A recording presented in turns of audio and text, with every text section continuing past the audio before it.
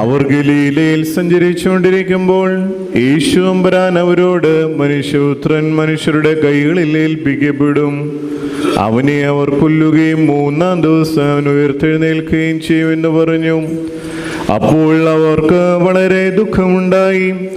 അവർ കഫർന്നഹൂമിൽ ചെന്നപ്പോൾ ഈ 2 ദ്രഹ്മപ്പണം തലവരെ വാങ്ങുന്നവർക്ക് ഈ പാടെ അടുക്കൽ ചെന്നു, നിങ്ങളുടെ ഗുരു അവന്റെ നികുതി തരുന്നില്ലയോ എന്ന് ചോദിച്ചു.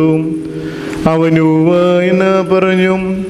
കിപ്പ ഭവനത്തിൽ പ്രവേശിച്ചപ്പോൾ യേശു മുൻകൂട്ടി, ശിമോനെ, നിനക്കെന്ത് തോന്നുന്നു? ഭൂമിയിലെ രാജാക്കന്മാർ ചുങ്കവും തലവരിയും വാങ്ങുന്നത് ആരോടാണ്? സ്വന്തം മക്കളോടോ അന്യന്മാരോടോ എന്ന് ചോദിച്ചു.